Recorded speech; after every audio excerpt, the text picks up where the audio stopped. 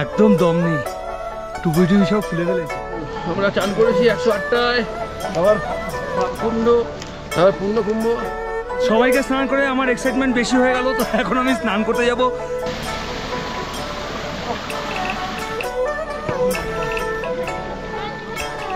Mission successful.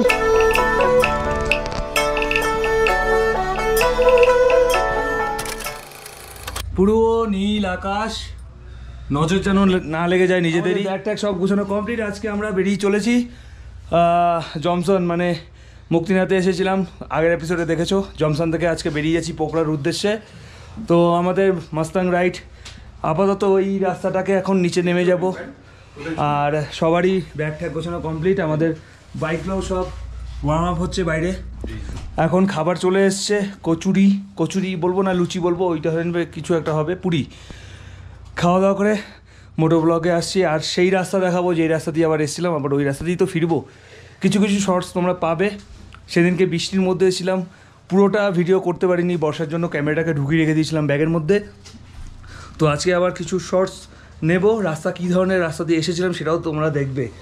আর সেদিনকে যে কষ্টটা হয়েছিল, সেই কষ্টটার জন্য বলে রাখি যে তোমরা আগের এপিসোডটা দেখো যে কীরকম স্ট্রাগল হয়েছে আমাদের ফিরতে। ব্যাস এইটুকুই। চলো খাওয়া দাওয়া করে গাড়িতে ওঠা যাক।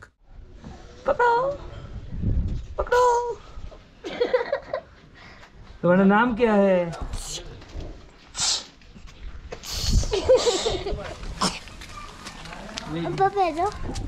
হোটেলের রুম থেকে বেরোলাম, আর তারপরে যে সিনটা দেখতে পেয়েছি গাড়ি স্টার্ট দেওয়ার আগে, নিজের চোখে তো দেখছি, এবার তোমাদেরও দেখাই। দেখো কি অসাধারণ, আকাশ এতটাই পরিষ্কার হয়ে গেছে। হ্যাঁ, এইদিকে দেখো পুরো গ্লেশিয়ারটা দেখা যাচ্ছে, এইদিকে গ্লেশিয়ারটা দেখো।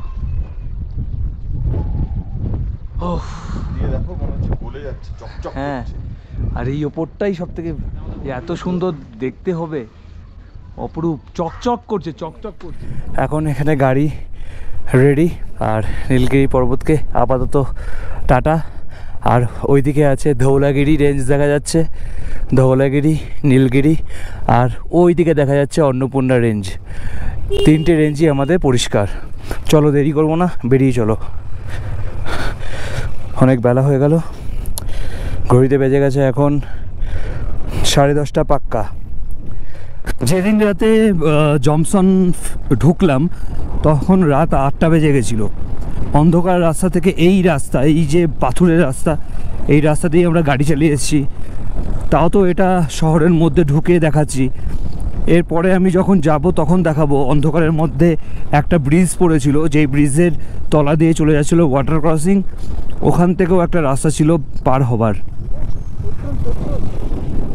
আমরা পেট্রোলের জন্য একটু দাঁড়িয়েছিলাম। জমসনে পেট্রোল পাম্প আছে, কিন্তু আমরা আর ব্যাক সাইডে ব্যাক করলাম না। তো সামনে মারফা ভিলেজ আছে। মারফা একটা ছোট্ট ভিলেজ, মুক্তিনাথ যেতে মারফা ভিলেজেও স্টে করা যায়। আমি একটু আগে তোমাদের যে বলছিলাম যে আমরা রাত্রিবেলা যে গাড়ি চালিয়ে এসেছি, আমরা মারফা ভিলেজ রাত্রিবেলা ক্রস করেছিলাম, আমার গোপ্রো চলছিল না সেই সময়। যাই হোক, ওই মারফা ভিলেজে পেট্রোল পাওয়া যাবে।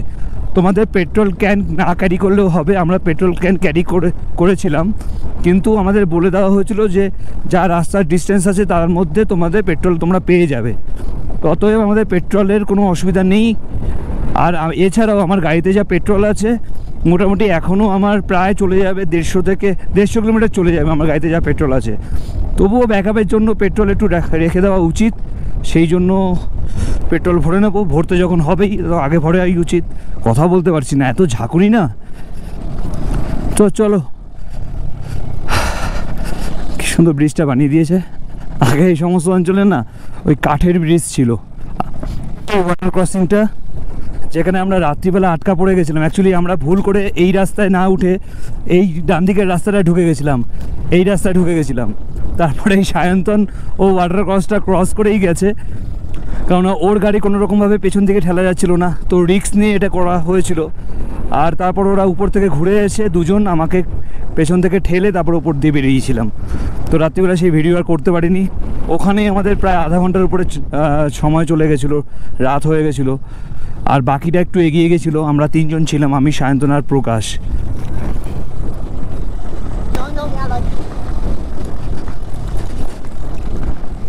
আমরা পৌঁছে গেলাম মারফা ভিলেজ।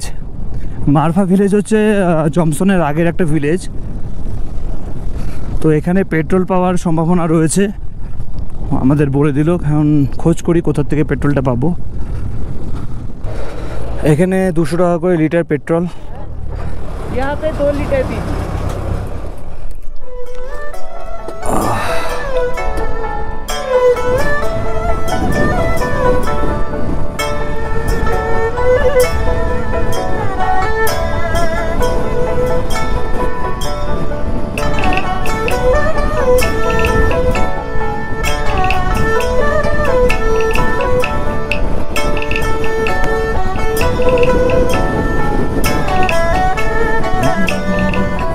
জায়গাটা সিমিলার, শুধু যদি এই ব্রিজটা বাদ দাও তাহলে যেন মনে হচ্ছে আমরা নুব্রা ভ্যালিতে গাড়ি চালাচ্ছি, সেই নুব্রা রিভার এরকম যেন মনে হচ্ছে।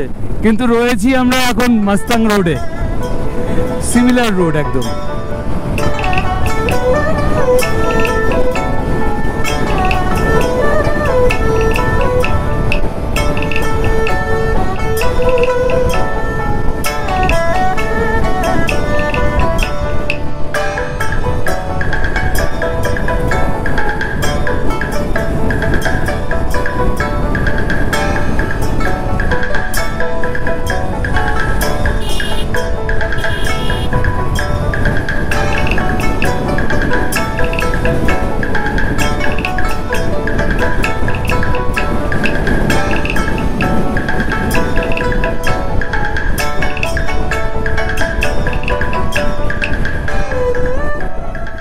পার্বত্য অঞ্চলে কত ধরনের থাকে, রাত্রিবেলা দেখতে পাইনি এটা।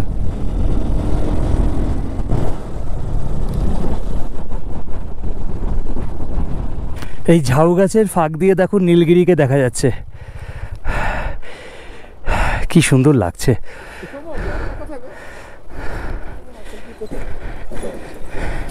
দুলছে দুলছে।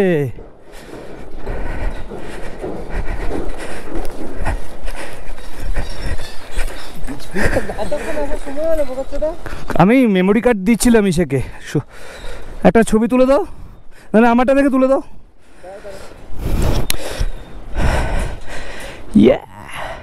ছবিগুলো দেখতে হবে ইনস্টাগ্রাম আইডিতে, চলে যাও।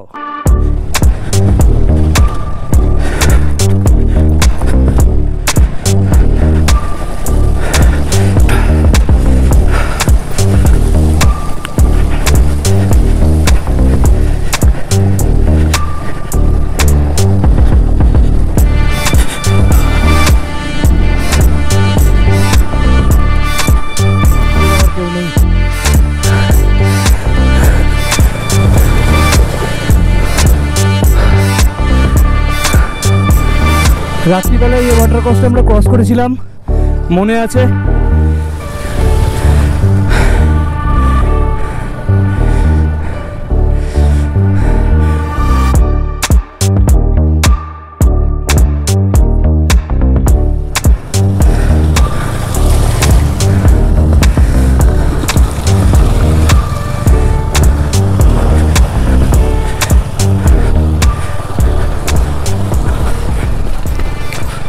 জায়গাটা খালি দেখো, ওখানে একটা সুন্দর ছোট্ট গ্রাম রয়েছে যেখানে হয়তো বা মাত্র 6-7টাই মাত্র বাড়ি রয়েছে।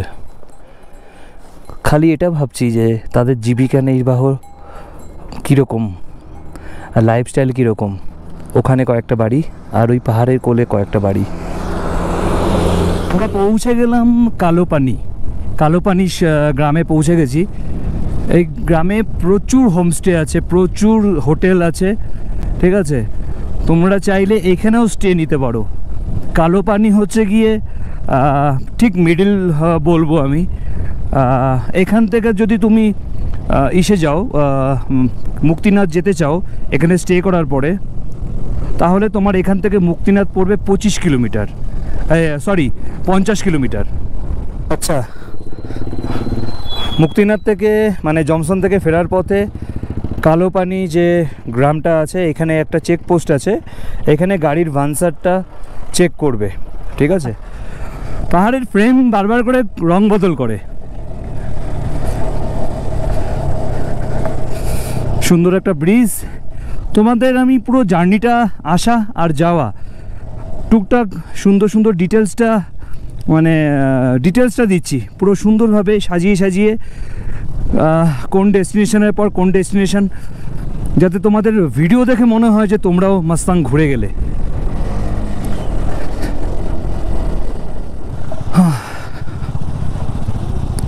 রাস্তাটা দেখো,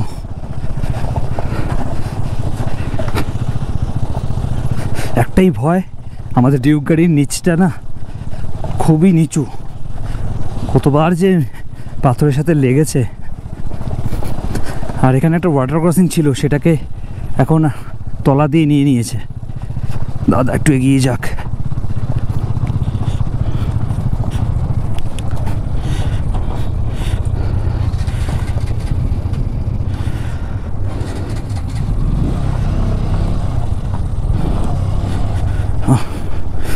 অ্যাকচুয়ালি আমি সেট আপ করতে গিয়ে দাঁড়িয়ে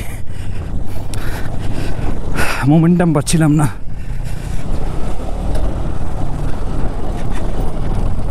ওই জন্য সাইড হয়ে দাঁড়িয়ে গেছিলাম।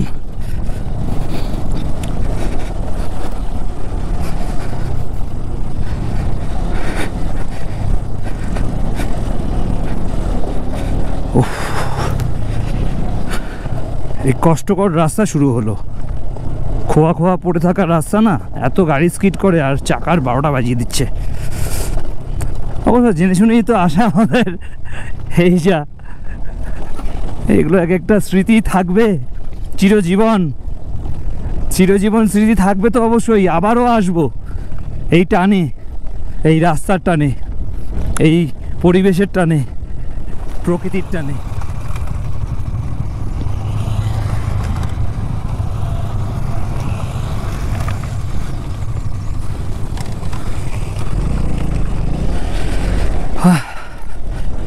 চলো, ছবি তোলার জন্য মাঝে মাঝে পিছনে পড়ে যাচ্ছি। আমাকে ওই 3rd 4th পজিশনটা আমি মেনটেন করে চলছি। আর সুন্দর একটা নদী বয়ে চলেছে আমাদের এই ভাঙাচোরা রাস্তার পাশ দিয়ে। আর এই ফ্রেমটা আনার জন্য আমি একটু পেছনে আসলাম। কীভাবে স্ট্রাগল করে আমাদের রাইডাররা চলেছে এই মুক্তিনাথের রাস্তা থেকে ফেরত। মুক্তিনাথের রাস্তাতে যে এইভাবে আমরা এসেছি, সেটা এখন দিনের আলোতে তোমাদের ফুটিয়ে তুলছি। ফ্রেমটা খালি দেখো,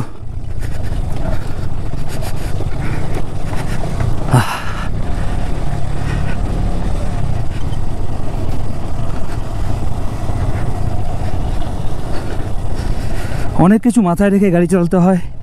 ব্লাইন্ড স্পটে যেন কোনো রাইডারের আমি না যাই, বা কোনো রাইডার জন্য আমার ব্লাইন্ড স্পটে না আসে। এছাড়া রাস্তার কন্ডিশন এরকম, তারপরে জল কাদা সব কিছু নিয়েই মুক্তিনাথের যাত্রা, মুক্তিনাথের রাইড। অ্যাকচুয়ালি তোমাকে যে পারমিটটা দেবে না মুক্তিনাথের, সেটা অ্যাকচুয়ালি হচ্ছে তোমার ট্রেকিং পারমিট। এটা বাইকিংয়ের জন্য কোনো পারমিশন নয়, কিন্তু ট্রেকিংয়ের পারমিট নিয়েই আমাদের এই বাইক নিয়ে রাইড করতে যেতে হয়।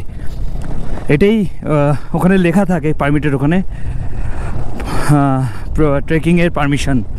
কিন্তু আমরা বাইক নিয়ে যে যাই তাতে সেটা সমস্যা নেই, ওই পারমিশন নিয়েই যেতে হবে।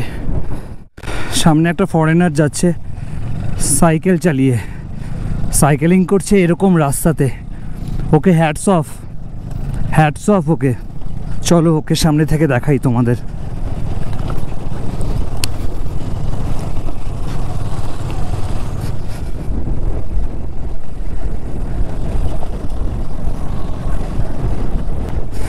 একটু এদের থামস আপ দেখাতে হয় সত্যি। ওই উঁচু জায়গাটা দেখো, আমাদের এভাবে গিয়ে উপরে উঠতে হবে। বুঝতে পারছো তো কতটা স্ট্রাগল। আমি ওই জন্য মোমেন্টাম বজায় রাখার জন্য একটু পিছিয়ে গেলাম। মোমেন্টাম রাখতে হবে, একবারে উঠতে হবে।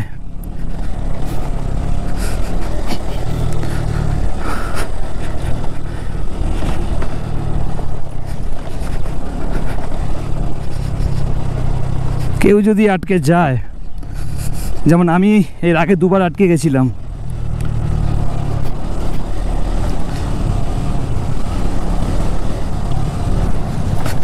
ওরে বাবা কি ঝাঁকুনি!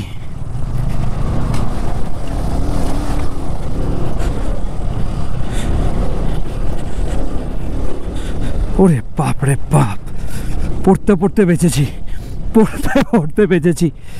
এখনো বাকি আছে, এখনো বাকি আছে রাস্তা। গাড়িটার জন্য তলাটা দেখতে পাচ্ছি না।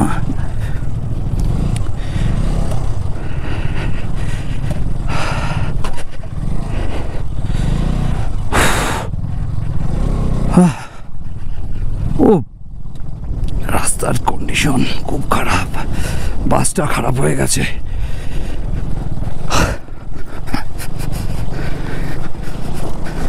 যেমনভাবে পাহাড়টায় উঠলাম ঠিক তেমনভাবে আবার ওই পাহাড়টা থেকে ঠিক তেমনিভাবে নেমে যাওয়া, বোঝো ঠেলা। আর বর্ষার মধ্যে এই রাস্তাটাকে আমরা কভার করেছিলাম, বর্ষার মধ্যে কভার করেছিলাম, তখন কাদা একদম প্যাচ প্যাচ করছিল, কাদা একদম প্যাচ প্যাচ করছিল। আর এখন তো তবু কাদাটা শুকিয়ে গেছে বলে গাড়িটা চালাতে অসুবিধা হচ্ছে না। যাওয়ার সময় প্রচণ্ড খারাপ অবস্থা ছিল। আর এই গাড়িটা আমাদের আরও সমস্যা করছে। তলাটা কিছু দেখা যাচ্ছে না। এগিয়ে যাক, এগিয়ে যাক।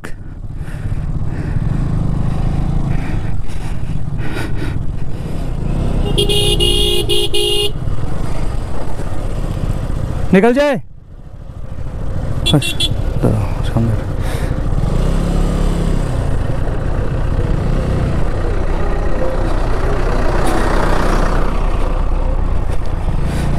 ট্র্যাক্টরটা একটু ঘোরা ছিল বলে, যাই হোক আমাদের রাস্তা ফাঁকা হয়ে গেছে।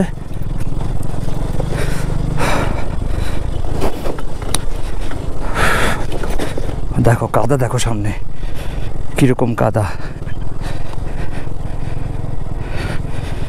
কাদা দেখো, দুই পা ফেলে যেতে হবে। তার মধ্যে আবার ওয়াটার ক্রস, ছোট্ট একটা কুটুর কুটুর পুচুর পুচুর,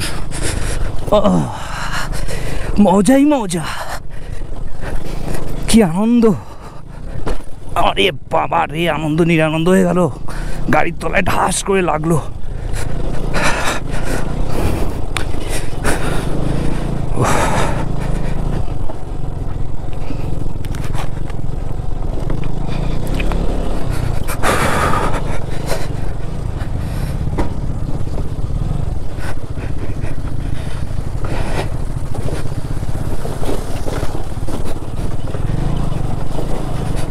যে অবধি ভিডিও, লাস্ট যে অবধি ভিডিও দেখালাম, তারপরে আমার মোবাইলটা ব্যাটারি ডাউন হয়ে গেছিলো। মোবাইল বলছি, গোপ্রোর ব্যাটারিটা ডাউন হয়ে গেছিলো। মটকাটা এমন গরম হয়ে গেছিলো না, কারণ আছে, কারণ হচ্ছে তোমাদের একটা ভালো রাস্তা দেখাতে পারলাম না। কারণটা হচ্ছে এটাই যে এত সুন্দর একটা ওয়াটারফলস দেখতে পাচ্ছ তো তোমরা। এই যে ওয়াটারফলসটা, এই ওয়াটারফলসের পাশ থেকে যে রাস্তাটা এসছে, টোটাল রাস্তাটা এখান থেকে না দেখা গেলেও এই মাটি দেখে বোঝো ওই ওয়াটারফলসের জন্য ওই পুরো রাস্তাটা, দেখো ওই যে গাড়িটা নামছে, ওই যে গাড়িটা নামছে ওখান থেকেও মাটির রাস্তা। বাট এই পোর্শন থেকে, এই যে বাড়িটা করা রয়েছে ঠিক সিঁড়ির মতন, ওখান থেকে নিয়ে এই পর্যন্ত ওয়াটারফলসের এই আগে পর্যন্তই হচ্ছে গিয়ে পুরো কাদা জমে রয়েছে। আর সেই অঞ্চলটুকু পার করা যে কী কষ্ট হলো আমি বোঝাতে পারবো না। এই ওয়াটারফলসটার নাম যথাসম্ভব রূপসে ওয়াটারফলস। ভিড়টা কেটে বেরিয়েছি, একটা একটা করে বাইক পাস হচ্ছে।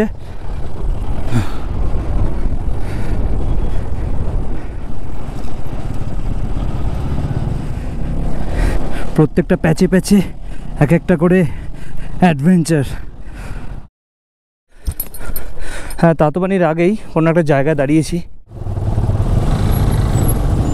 একটু আগে দেখলাম নীল আকাশ, এখন আবার মেঘলা করে এসছে, ঝিরিঝিরি বৃষ্টি, রোদ্দুর উঠে গেছে, আকাশ দেখো পরিষ্কার হয়ে গেছে। আবারে হাঁপিয়ে গেলাম একটু করতে। কোথায় দাঁড়িয়ে আছি দেখো, কইরকোনা। ওরে বাবা, ওরে বাপ রে বাপ, নিচের দিক তাকালেই কেমন একটা গা শিনশিন করে উঠছে।